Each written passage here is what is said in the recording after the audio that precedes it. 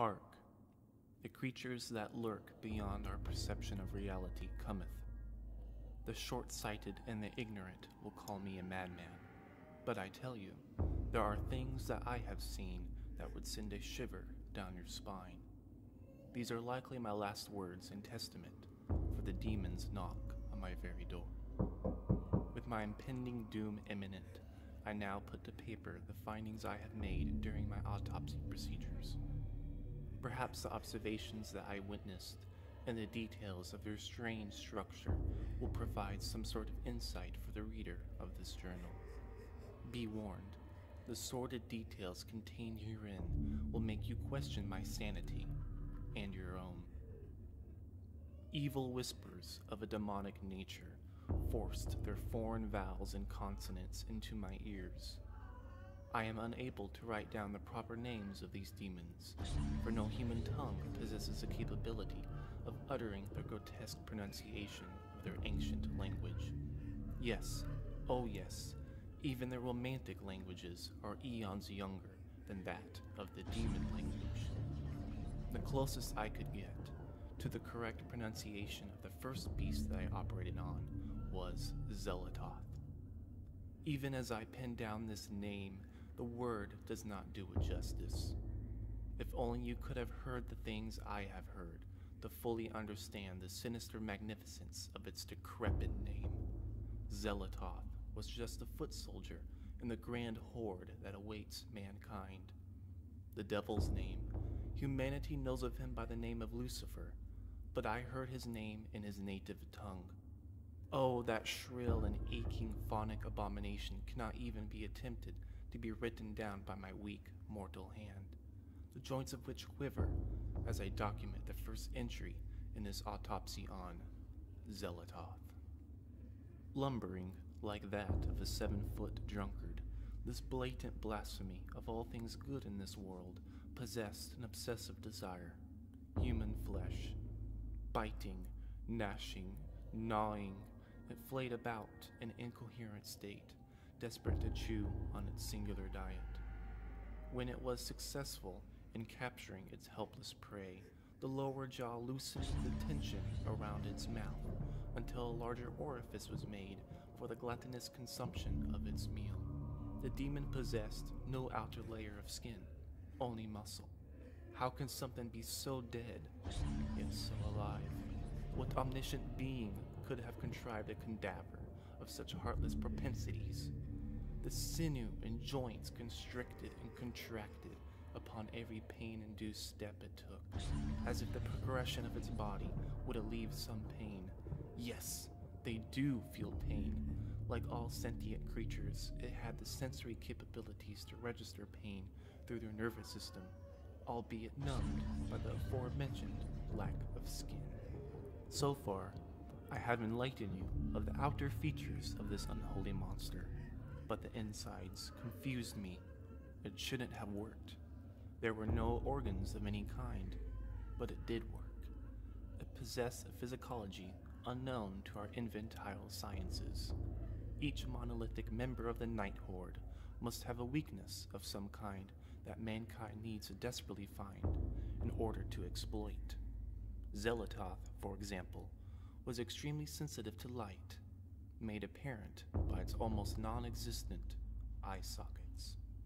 When a light entered the pupil, it convulsed and regressed to the shape of a ball and shrieked in terror.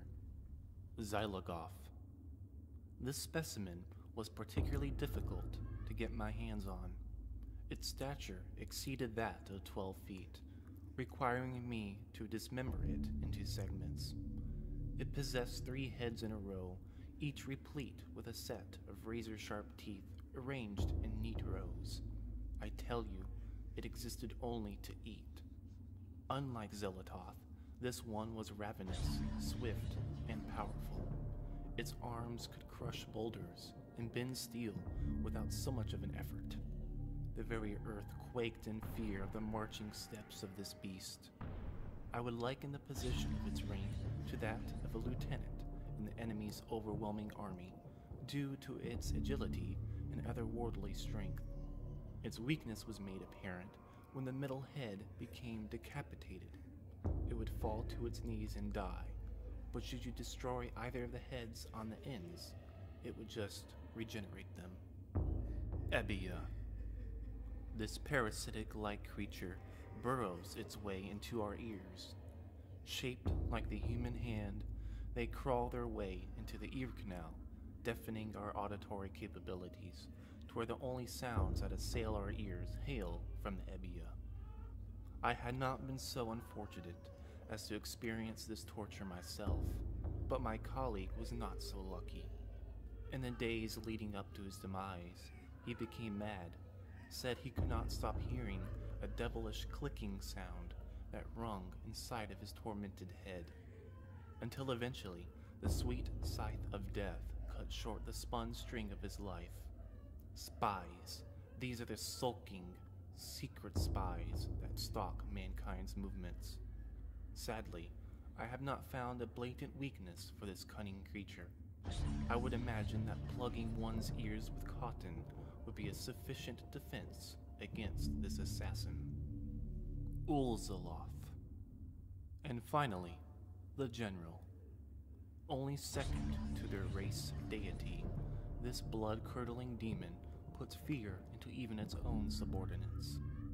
An empty husk of the conjoining of flesh and bone, this embodiment of pure evil has no head. But do not think yourself safe from its ferocity. Unlike Zelatoth and Zylogoth, this wretched being kills not for the quenching of a thirst for human blood. No, oh no, the tentacles that wrapped along the spine of this behemoth would squeeze and siphon the blood out of its unlucky prey. Most predators kill in order to survive, but not this creature. It burned with an unholy rage, intent on the utter annihilation of the human race. Where the spine began, I could not discern, nor its end, but Uzaloth is a creature comprised of the compiled parts of its victims, a being forked into two parts, separate yet whole. The spine splits out into the shape of a Y, thus forming a grotesque amalgamation with no heads, but 8 limbs festooned into a cocoon of slimy tentacles. Somehow, without a head to house vocal cords, it shrieked like a cacophony of tortured voices, blending dozens of simultaneous guttural noises into an unholy symphony of sounds. Still, its screams haunt me into my dreams. Weakness, it has none. This is the only creature I have encountered on my path of demon discovery that has not shown me any hint of weakness. I describe it with the hope that you might discover some weakness to exploit. As I scribble these warnful words of the coming apocalypse, the screams of my fellow man assail me, and the door to my room gives way to the force that lurks just outside. The pustulant rot of an entire city's citizens, the gutters overflowing with tears, and the blood-stained sidewalks. All of this signals the beginning of the end. I tried to warn them of the coming age, but they thought me mad. You understand, don't you? Somewhere between the line of sanity and complete madness is a state of heightened euphoria, enlightening the psyche of one's mind. A state of being where you are not blinded by madness, nor bathed in the light of skepticism. This is where my soul resides, a place of enlightenment. Humanity is being judged, and this is what happens to those that are inherently wicked. We must resist and fight for our survival, lest mankind be made a footnote in the story of this world.